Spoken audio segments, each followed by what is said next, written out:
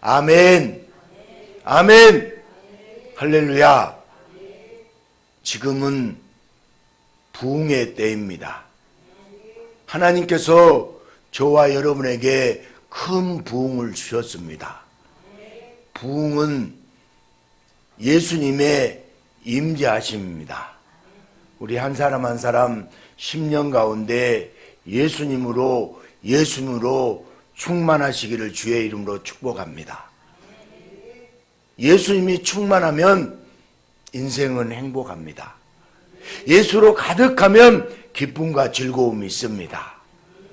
예수님으로 가득하면 우리의 심령에 진정한 평안이 있어요. 예수 안에 형통합니다. 우리 옆 사람에게 예수님 안에서 잘 됩니다. 예수님 안에서 형통합니다. 아멘. 여러분, 자고 우면하지 말고 예수로 행복하고 예수로 잘되고 예수로 충만해야 돼요. 우리의 최고의 목표는 예수님이 되어야 됩니다. 아멘.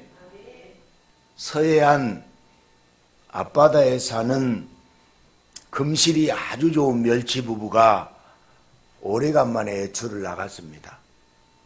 여기저기 둘러보며 바다 풍경을 즐기고 있는데 그만 어부가 내린 그물에 걸려서 배에 끌려오고 말았습니다. 갖은 몸부림을 쳐봤지만 도저히 빠져나갈 수 없게 됐습니다. 이렇게 되자 남편 멸치가 아내 멸치에게 비장한 마음으로 이렇게 말했습니다. 여보, 우리 우거지국에서 만나요. 쌀쌀한 날씨에 우거지국이 저절로 생각납니다. 그런데 우거지국 그 구수한 비결은 멸치 부부의 애틋한 사랑이 함께 우러졌기 때문이 아니었나 싶습니다. 우리의 한 끼 식사에도 사랑을 가득 부어주신 주님, 그 주님의 사랑이 오늘도 우리 모두에게 풍성하게 넘치고 있음을 믿음으로 고백하는 말씀의 시간이 되시기를 주님의 이름으로 축복합니다. 콩 심은데 뭐 나요? 콩 나고 팥 심은데 팥이 납니다. 모두가 잘 아는 속담이죠. 그냥 속담이라기보다는 자연의 법칙이기도 합니다. 작은 콩을 심어놓고 큰 수박이 열리기를 기대한다면 욕심이고 허영일 뿐입니다. 만약 콩을 심었는데 수박을 수확했다고 한다면 그건 사기이거나 강탈과 도둑질일 것입니다. 무엇이든 예상하는 바가 있고 그리고 성취는 그 예상에서 벗어나지가 않습니다. 그래서 콩 심은 데 콩 나고 팥 심은 데 팥 난다는 이 자연의 법칙에 순응하여 인생에서도 큰 열정과 노력을 심어야만 큰 성취를 얻을 수 있습니다. 잘못만 해놓고 잘 되기를 바란다면 도둑놈의 심보입니다. 하지만 노력한다고 하고 열정을 쏟는다고 쏟는데 이상하게 성취가 없습니다.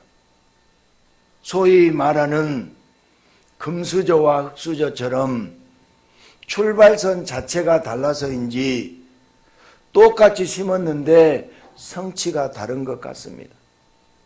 무언가 불공평함이 주변에 도사리고 있는 느낌입니다. 이 찜찜함을 극복하려면 더 열정적으로 더 노력하고 더 많이 심어야만 할 것 같습니다. 오늘 세례 요한은 주의 길을 준비하고 주의 길을 걷게 하는 매우 중요한 사람입니다. 그런데 세례 요한을 살펴보면 거룩한 성전 예루살렘에서 자라나고 교육받은 것이 아닙니다. 세례 요한은 광야에서 연명하는 노숙자와 같은 느낌입니다.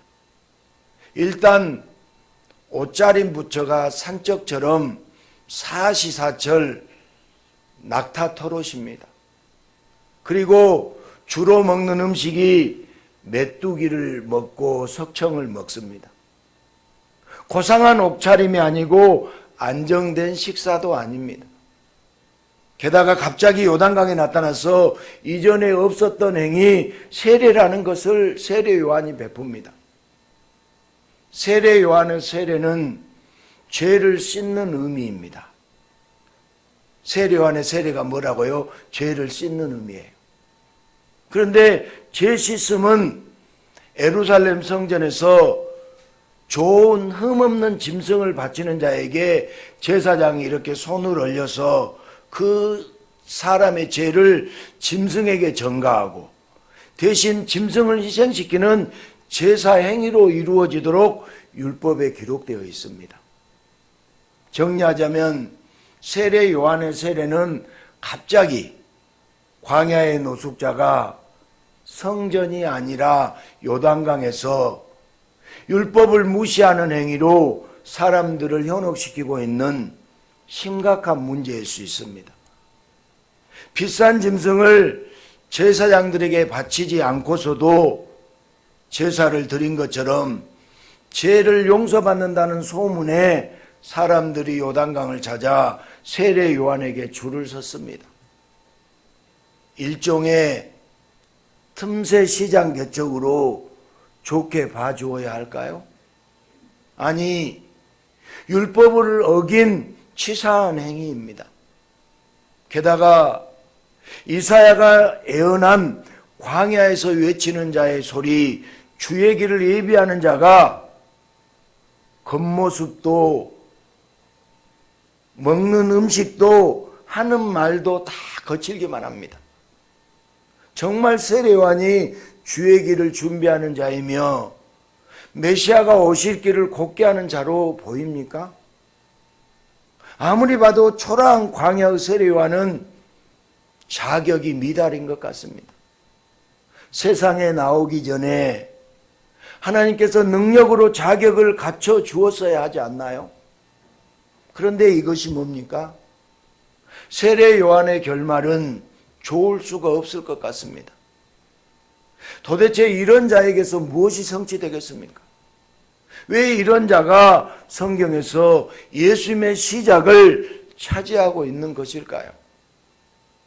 태초에 하나님께서 인간을 창조하시고 인간의 코에 생기를 하나님의 영을 부어주셨습니다. 초라한 진흙에 불과한 한낱 피조물이었지만 인간은 순식간에 하나님의 자녀가 되었습니다. 초라한 진흙이 놀라운 하나님의 성취로 인하여 자녀로서 거듭난 사건, 그것이 바로 창조의 사건입니다. 그래서 처음 인간은 하나님의 자녀로서 피조 세계를 다스리며 황홀한 삶을 살았습니다. 그러나 인간은 심는 대로 거둔다는 자연의 법칙을 기반으로 인간의 생각과 인간의 예상을 하나님의 법칙보다 더 중요하게 생각했습니다. 초라한 피조물이 아니라 조물주 위치에 올라서 원하는 성취를 얻고자 인간은 하나님을 떠나버렸어요. 타락한 인간은 진흙이었지만 하나님의 자녀가 된 것은 완전히 잊어버렸습니다. 노력하면 노력한 만큼 신의 자리까지 차지할 수 있다는 착각으로 남의 희생을 갈아 넣어서라도 자신의 화려한 성취를 이루고 싶어하는 것이 인간의 죄악입니다. 그러나 타락한 인간은 죄밖에 씹는 것이 없고 결국은 사망의 결과를 두고 지옥에 갈 수밖에 없는 존재가 되어버렸습니다. 태어나면서부터 다가오는 죽음에 대하여 두려워할 수밖에 없는 존재예요. 여러분, 하나님을 떠나면 무슨 고생이라고요? 개고생이에요. 인간은 하나님을 떠나는 순간부터 염려, 근심, 걱정, 두려움 속에서 비참한 인생을 살 수밖에 없습니다. 적어도 세례 요한이 메시아가 오심을 준비하는 자이고 메시아의 길을 곧게 하는 자라면 광야가 아니라 좀 더 그럴듯한 곳에서 활동했어야 하지 않을까요? 그러나 하나님은 세례 요한이 제사장이 되지 못하게 하셨습니다. 원래 세례 요한의 아버지 샤가라는 제사장이었습니다. 제사장은 세습되기 때문에 세례 요한도 예루살렘에서 제사장이 될 수 있었습니다. 그러나 하나님은 사가랴가 노년에 세례 요한을 낳게 했어요. 그렇게 세례 요한은 일찍 아버지를 여의고 어린 나이에 제사장이 될 수가 없었습니다. 그래서 친척들에게 제사장직을 뺏기고 광야로 쫓겨났다시피 했습니다. 그리고 척박한 광야에서 초라한 노숙자처럼 1년 내내 낙타 털옷을 입고 메뚜기와 석청으로 하루하루를 연명하게 하셨습니다. 그러나 그렇게 보잘것없어야 광야에서 울부짖어야 주님을 만날 수 있습니다. 여러분 어떨 때 주님 만났나요? 잘 먹고 잘 살고 배부를 때 주님 만났나요? 보잘것없고 정말 광야에서 울부짖을 때 주님을 만날 수 있습니다. 오실 메시아의 길을 준비하고 곧게 하는 자, 광야에 외치는 소리로 사역할 수 있기 때문입니다. 세례 요한은 회개하라 천국이 가까웠다. 회개하라 천국이 가까웠다라고 외쳤습니다. 세례 요한이 베푼 세례는 자신의 죄를 회개시키고 죄인이라고 고백하게 하셔서 구원자 예수님을 알게 해주는 세례였습니다. 그러기 위해서 세례 요한은 먼저 자기의 죄를 회개하고 예수님 곧 오실 메시아를 찾고 오실 메시아를 구하고 부르짖어야만 했습니다. 왕궁에서는 안 돼요. 등 따숩고 배부르면 안 돼요. 잘 살고 있으면 자기가 잘해서 잘 먹고 잘 살 줄 알 텐데 더 이상 바랄 것이 없다면 어떻게 메시아를 기다리며 회개하라고 외치겠습니까? 초라한 광야에 있었지만 하나님은 세례 요한에게 인간이 생각하지 못한 놀라운 성취를 이루시려 역사하고 계신 것입니다. 그리고 세례 요한이 광야에서 회개하라고 외치며 요단강에서 세례를 베풀 때 하나님은 수많은 사람들을 세례 요한에게 보내시어 많은 이들이 회개하며 예수님을 만날 수 있도록 말 그대로 주의 길을 준비하며 놀라운 성취를 이루는 마지막 선지자가 되게 하셨습니다. 예수님은 초라한 인간의 모습으로 이 땅에 오셨지만 그분은 전능하신 하나님의 본체입니다. 예수님은 초라하지만 하나님의 본체입니다. 인간들이 가까이만 있어도 그들을 존귀하게 만들 수 있고 큰 자로 만들어줄 수 있는 전능한 신성으로 가득한 분이 바로 예수님이세요. 그래서 예수님은 먼저 타락한 인간들, 죄로 가득한 인간들을 깨끗하게 해주십니다. 여러분 기름진 음식을 먹은 그릇들을 씻을 때 보면 전용 세제가 아니면 아무리 물로 씻고 씻어도 미끈거리는 기름은 없어지지 않잖아요. 인간의 죄는 그 무엇으로 씻을 수가 없어요. 인간의 죄를 무엇으로 씻을 수 있나요? 아무리 좋은 세제도 인간의 죄를 씻을 수 없습니다. 선행과 종교라는 세제로도 죄를 없애는 것은 절대로 안 됩니다. 오직 예수님의 피가 아니면 인간의 죄는 씻지 않습니다. 예수님의 피로만 인간의 죄를 씻을 수 있습니다. 왜냐하면 죄가 없으신 예수님만이 인간의 모든 죄를 대신 짊어지시고 그리고 해결할 수 있는 유일한 구원자이기 때문입니다. 여러분 죄의 결과는 죽음이에요. 죄의 결과가 뭐다고요? 죽음입니다. 그래서 하나님이신 예수님이 인간을 대속하기 위하여 이 땅에 오셔서 우리들 대신 죽으셨어요. 오늘 집사님 기도가 정확한 기도예요. 예수님이 우리의 고통, 우리의 아픔, 우리의 죄악을 짊어지고 우리의 대신 죽으셨어요. 오직 예수님이 죽으셔서 흘려주신 그 보혈만이 인간들의 모든 죄를 씻을 수 있습니다. 그래서 예수님은 이 땅에 인간들에게 오셨습니다. 그러나 인간들의 눈에 예수님은 아무리 보아도 초라하기만 한 갈릴리 촌사람에 불과했습니다. 그러니 당연히 인간들은 예수님을 무시했습니다. 예수님을 천대했습니다. 어쩌다 예수님이 기적들을 보이고 병자들을 고치면 사람들이 몰려들었는데 초라하게 시작해서 성대한 성취를 이루는 것 같은 예수님의 행보를 보며 인간들은 용납할 수가 없었던 것입니다. 예수님이 옹호하려는 죄인은 저주받아야 마땅한 죄인일 뿐 거룩한 선민인 자기 자신들, 율법의 수호자들과는 달라야만 했습니다. 예수라는 청년은 율법의 질서와 더불어 자연의 질서까지 무너뜨리는 사특한 자로 버림받았습니다. 그래서 자연의 이치대로 심은 대로 거두도록 초라하고 별 볼 일 없는 질서 붕괴자 예수님을 끔찍한 십자가 위에서 처참하고 초라하게 죽였습니다. 심판 대신 구원의 성취를 죄인들에게 이루어 주시려고 일부러 초라해지셨건만 믿음이 없는 인간들은 예수님이 이루어 주시려는 구원의 성취는 보지 못하고 초라함만 보고는 인간의 예상대로 구원자 예수님을 죽이는 씻을 수 없는 죄를 또 짓고 말았습니다. 솔직히 예수님은 오해받기에 충분했습니다.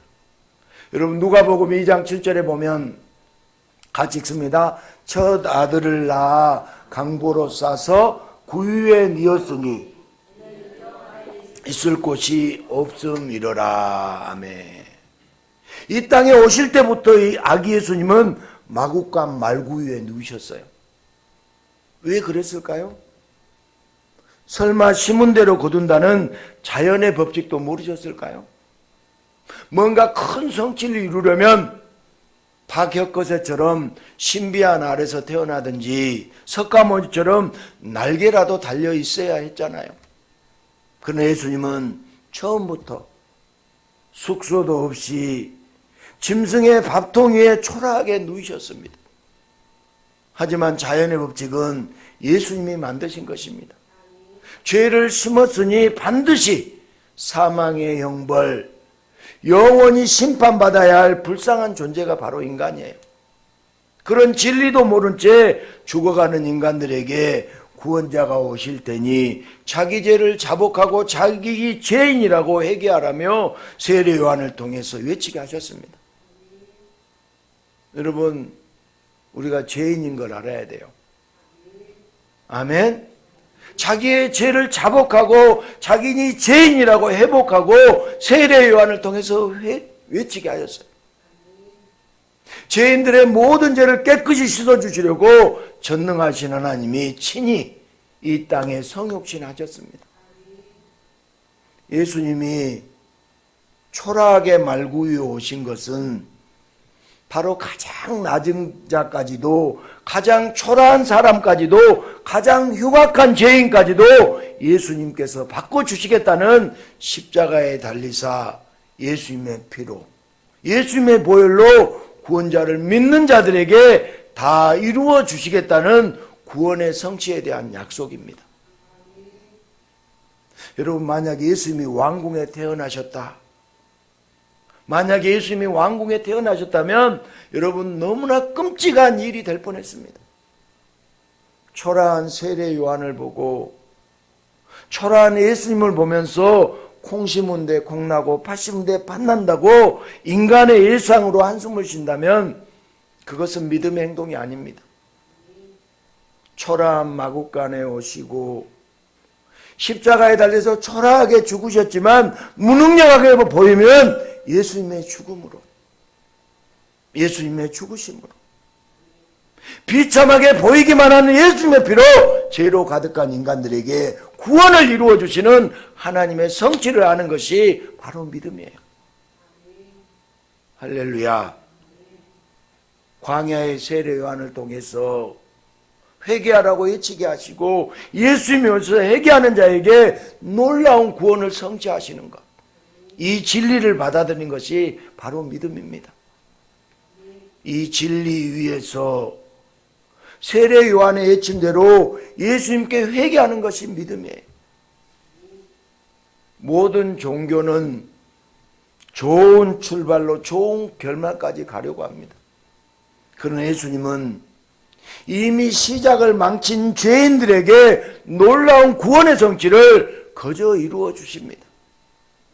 인간의 예상을 뛰어넘어 신비한 성취를 이루어 주시는 예수님께 나와서 자기의 초라함을 투덜투덜거리는 것이 아니라 초라하고 더럽기 짝이 없는 자기의 죄악을 회개하는 것, 이것이 바로 믿음이에요. 오늘부터 여러분 투덜거리면 안 돼요. 나는 죄인입니다. 나는 죄인입니다. 나는 더럽기가 짝이 없습니다. 자기의 죄악을 회개하는 것이 바로 믿음이에요. 진흙으로 시작했지만 하나님의 생명이 들어와 하나님의 자녀가 된 대박 성취의 존재가 바로 인간이에요. 그러나 하나님을 무시하고 하나님의 자리까지 빼앗아 화려한 삶을 살기 위해서 인간은 타락하고 말았습니다. 그리고 타락한 인간은 예정대로 법대로 사망의 권세에 질질 끌려가 영원한 심판 아래 놓여야 합니다. 그러나 하나님 아버지는 이런 인간들, 이런 죄인들을 지극히 불쌍하게 여겨주셔서 독생자로 구원자를 우리에게 보내주셨습니다. 그리고 더러운 죄밖에 없지만 예수님의 보혈에 힘입어 오히려 영원한 생명을 얻는 하나님의 구원을 성취해 주십니다. 초라한 광야에서 회개를 외친 세례 요한에게 구원자의 길을 준비하고 곧게 하는 마지막 선지자로서 놀라운 성취를 이루어 주시듯 광야와 같은 곳에서 예수님을 찾고 예수님을 구하며 회개하는 자마다 구원의 은혜를 입는 믿음의 자녀가 되도록 하나님 아버지께서 놀랍게 역사해 주셨습니다. 여러분, 광야의 세례 요한이 노숙자처럼 보이십니까? 광야의 세례 요한이 노숙자처럼 보입니까? 여러분, 절대 그렇지 않습니다. 세례 요한은 광야에서 살아계신 하나님을 만난 사람이에요.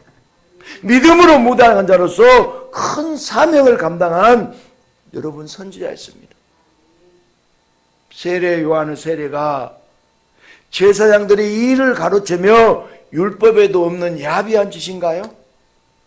여러분, 요한복음 1장 33절 34절을 보겠습니다. 첫 아들을 낳아, 요한복음 33장, 나도 그를 알지 못하였으나 나를 보내어 물로 세례를 베풀라 하신 그이가 나에게 말씀하시되 성령이 내려서 누구 위에 있는 것을 보거든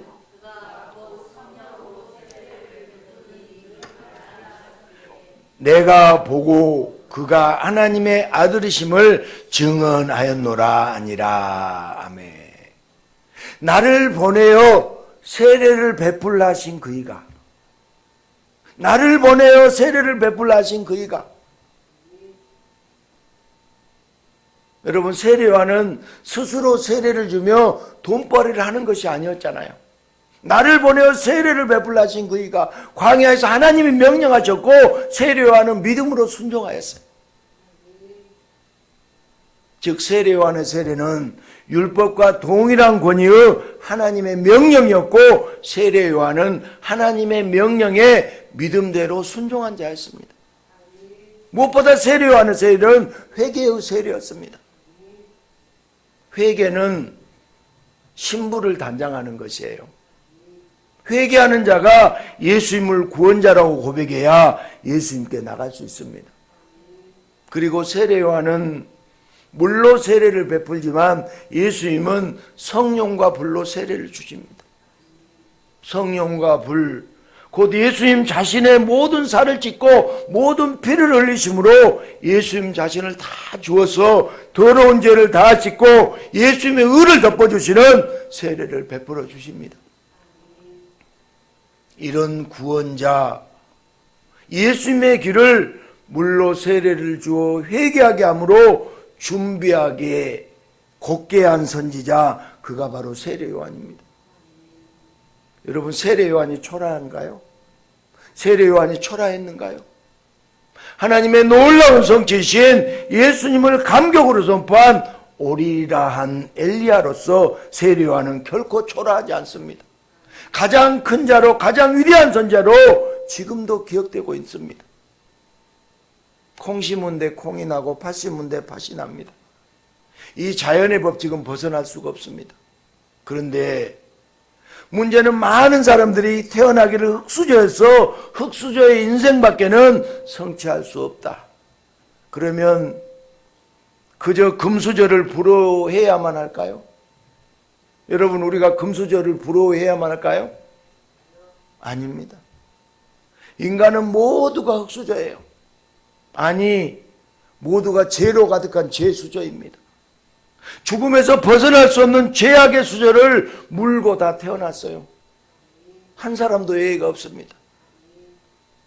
요즘 드라마나 영화나 그런 거에 보면 환생, 회귀, 전생 등 죽음을 부정하고 싶은 인간들의 심리가 방향된 이야기들을 많이 하고 있고 그것들이 인기잖아요. 그러나 모든 인간은 죄가 있기 때문에 죽음의 형벌을 아무도 피할 수 없습니다. 하지만 예수를 믿는 자, 믿음으로 자신의 죄를 예수님께 회개하는 자는 그 결말이 완전히 바뀝니다. 죄를 심었을 뿐인데 하나님께서 예수님의 공로로 구원의 성취를 이루어 주십니다. 크게 아멘 하세요. 흙수저든 죄수저든 예수를 믿는 자는 구원을 성취하고 천국 시민이 되는 인생 대박을 이루게 됩니다. 여러분 모두는 대박 받은 자예요. 여러분 어제 혹시 로또 사가지고 로또가 하나도 맞지 않았나요? 로또가 당첨되면 쪽박일 수 있지만 예수를 믿는 사람은 인생 대박을 맞습니다. 다른 길은 없어요. 오직 예수님을 믿음으로만 인간의 예상을 아득히 뛰어넘는 죄인을 향한 구원이 성취됩니다. 우리는 예수를 믿는 사람들이잖아요. 아멘? 크게 아멘 좀 해요. 우리는 예수를 믿는 사람들입니다. 성도는 예수를 믿는 사람들이에요. 그렇다면 성도는 세상 사람들과 무엇이 다를까요? 생김새가 달라요? 품성이 달라요? 성품이 좋아요? 그렇지 않잖아요. 성도도 똑같이 인생에서 심은 것이라고는 더러운 죄밖에 없습니다. 그러면 반드시 사망의 형벌을 받아야만 합니다. 그런데 성도는 예수님께서 모든 죄를 씻어주셔서 더러운 죄악을 가져가시고 초라할 수밖에 없는 성도에게 구원의 성취를 이루어 주셨습니다. 그러므로 성도는 잘나서가 아니고 세상 사람들과 달라서가 아니라 오직 예수를 믿기 때문에 더 이상 성공하려야 성공할 수 없는 기가 막힌 복을 누린 사람이에요. 옆 사람에게 당신은 기가 막힌 성공자입니다. 여러분 성공자예요. 승리자예요. 세례 요한처럼 광야에 있든지 어떠한 초라한 인생에 있든지 세상에서 가장 큰 자로 구원자 예수님의 신부로 상상도 못할 성취를 하나님 아버지께서 놀랍게 이루어준 자, 그가 바로 예수님의 성도예요. 혹시 세례 요한과 같이 초라한 광야에 있다고 한탄하며 한숨을 쉬고 있습니까? 여러분 광야에 있다고 한숨 쉬고 한탄하고 계십니까? 예수님이 일부러 광야로 인도하셨다고는 생각해 보지 않았나요? 여러분 광야에 있다고 한탄하지 마십시오. 한숨 쉬지 마십시오. 예수님이 여러분을 사랑하셔서 일부러 광야로 인도하셨을 수도 있잖아요. 왜 광야로 인도하신지 아십니까? 예수님을 믿어야 하기 때문입니다. 초라하고 괴로운 곳에서 몸부림치고 부르짖다가 세례 요한처럼 예수님을 만날 수 있도록 광야로 인도하시기 때문입니다. 헤롯처럼 왕이 되어 편안한 왕국에 거하는 금수저이기를 원하십니까?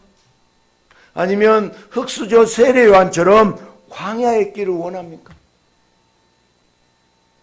여러분 어디에 있기를 원하세요?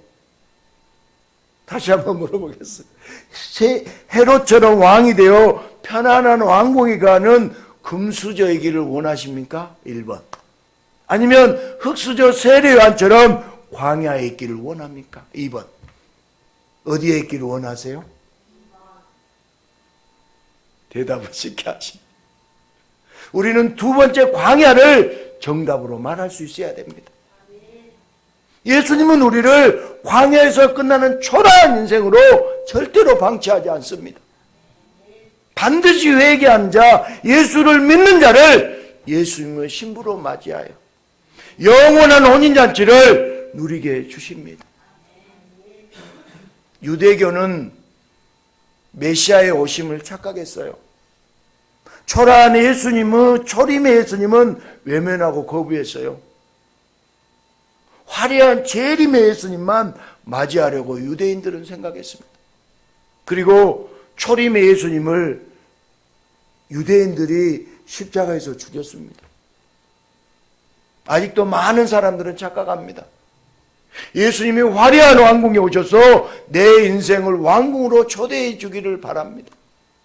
그러나 예수님은 초라한 마구간에 오셔서 세례 요한을 광야로 부르시듯 사랑하는 믿음의 성도들을 초라한 광야로 부르십니다.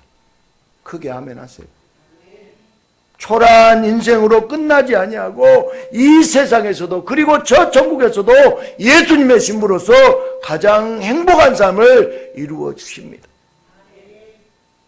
예수님의 성육신은 인류 구원의 너무나도 큰 사건이고 중요한 사건이고 하나님의 놀라운 사랑입니다.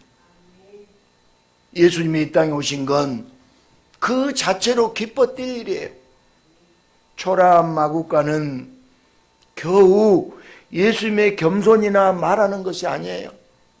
초라한 죄인에게 구원의 성취를 이루어 주시는 은혜의 증거입니다.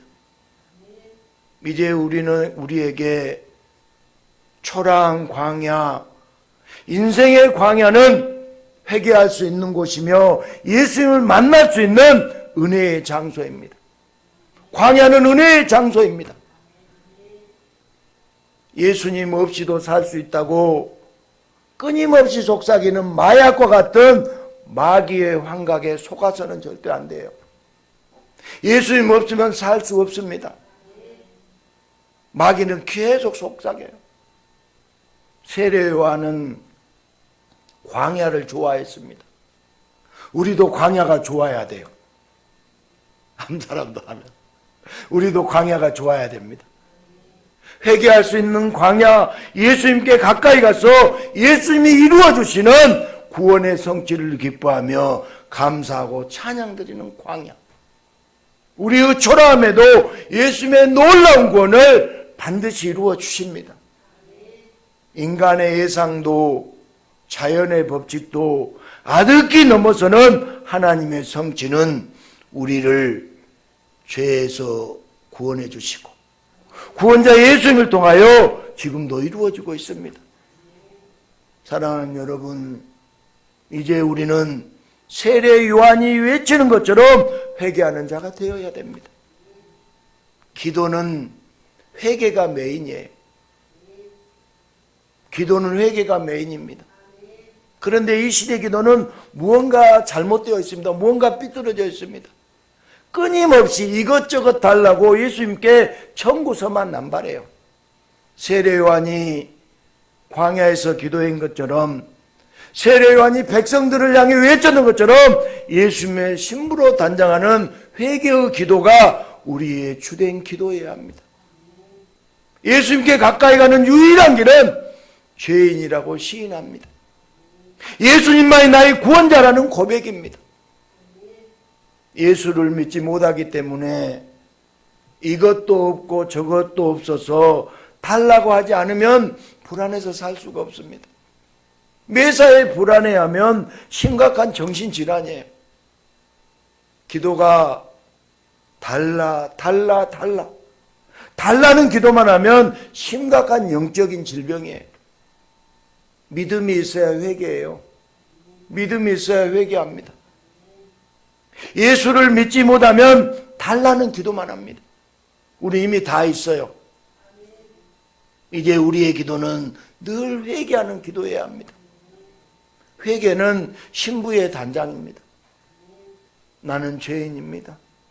나는 죄인입니다. 나를 구원하소서. 그러면 죄로 인하여 초라하고 초라한 우리의 인생에 예수님이 이루어 주시는 구원의 은혜로 말미암아 크고 위대한 선지자 믿음의 세례 요한처럼 크고 위대한 성도의 인생으로 변화될 줄 믿습니다. 신부의 단장 회개의 기도를 하면서 예수님을 기다리는 하루하루가 구원의 은혜가 성취되는 매일매일이 되시기를 축복합니다. 요단강의 세례 요한, 광야의 세례 요한에게 쏟아부어졌던 은혜가 우리에게도 쏟아부어지기를 주님의 이름으로 축복합니다. 다 같이 기도하겠습니다.